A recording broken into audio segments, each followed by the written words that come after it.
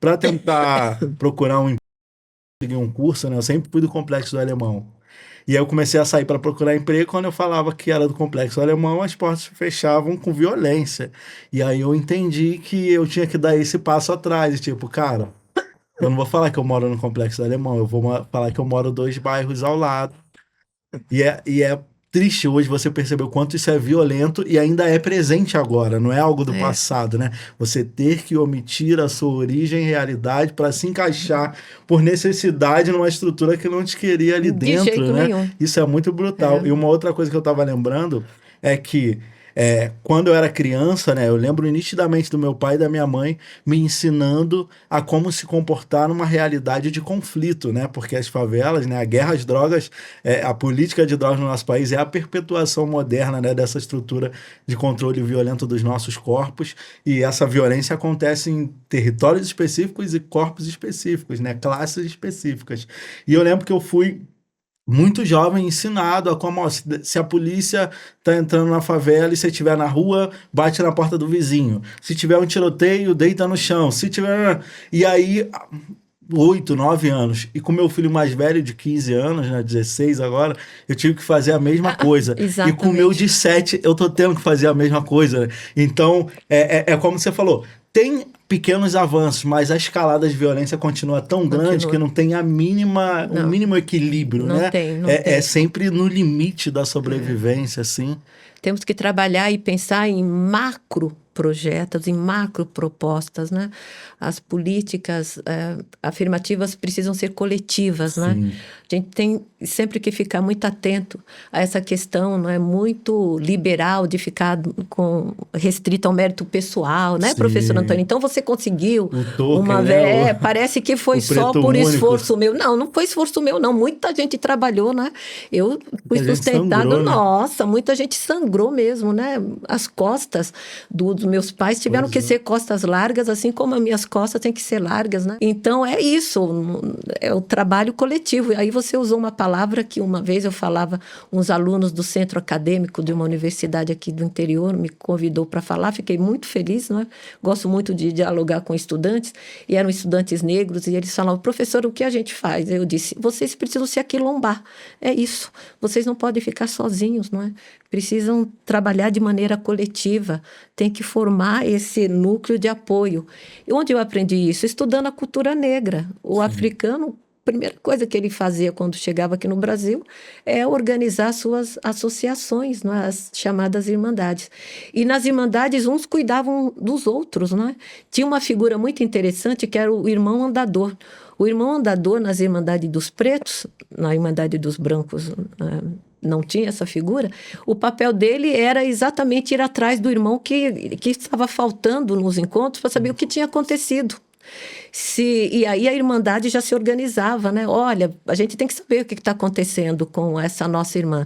Se ela estiver doente, o que a gente pode fazer? Eu me lembro que pesquisei as Irmandades de Pernambuco e muitos eram presos, muitos irmãos caíam em prisão, como eles diziam. E a Irmandade, então, a Irmandade se organizava. Temos que levar comida, porque a comida que eles dão para eles nas prisões são tão ruins, ele vai adoecer e vai morrer. Vai morrer. Mas esse cuidado, né, sempre fez parte, né, dessa quilombagem que está arraigada na nossa história desde sempre. Então, a gente tem que aprender, né? Por isso que a nossa memória coletiva, ela precisa ser restaurada.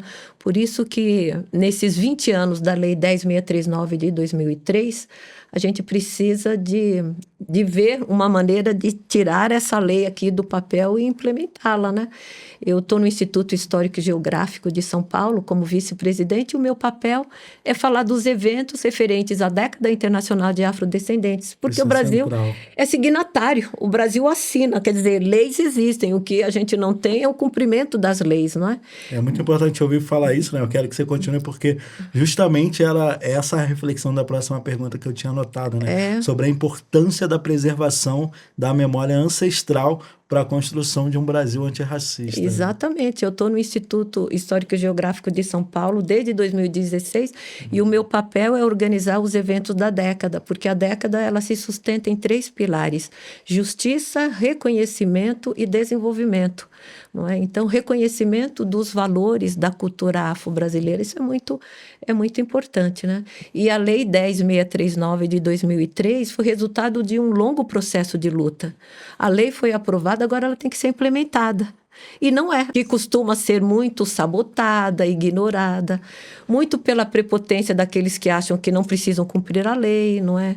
Outros por má fé, outros por desconhecimento. Então, eu acho que deveria existir uma grande campanha, primeiro para lembrar que existe essa lei, né? Frequentemente, quando me chamam para falar, eu encontro professores que dizem: nossa, Antônia, nunca ouvi falar dessa lei. Pois é, já tem 20 anos.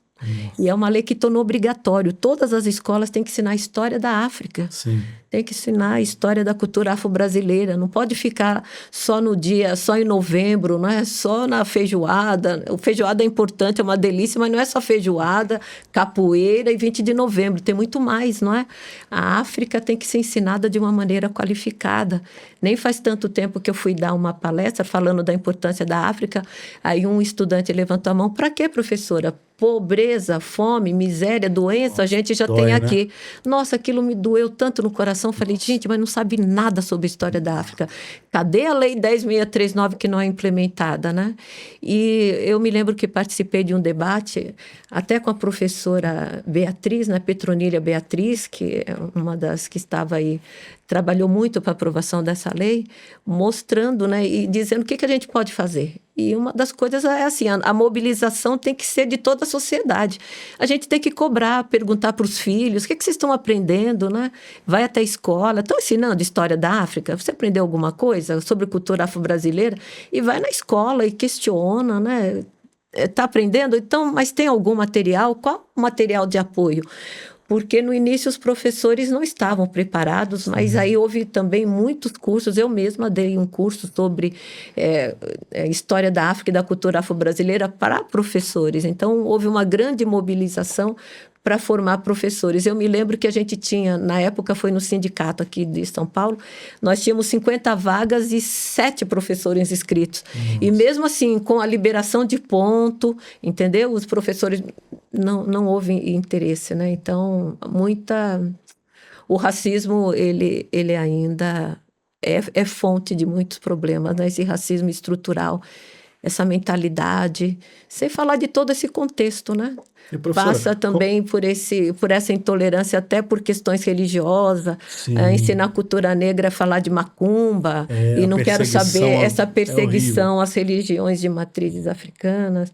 Tudo isso é muito triste. Uma vez eu dava aula no curso de pedagogia, no 20 de novembro um grupo trouxe, não é, um grupo de dança para trazer um pouco dessas questões da dança africana ancestral. Eu me lembro que várias alunas levantaram e saíram, disseram que não podiam ficar naquele espaço. Nossa. Então eu pensei: puxa vida, que professoras a gente vai estar formando, né?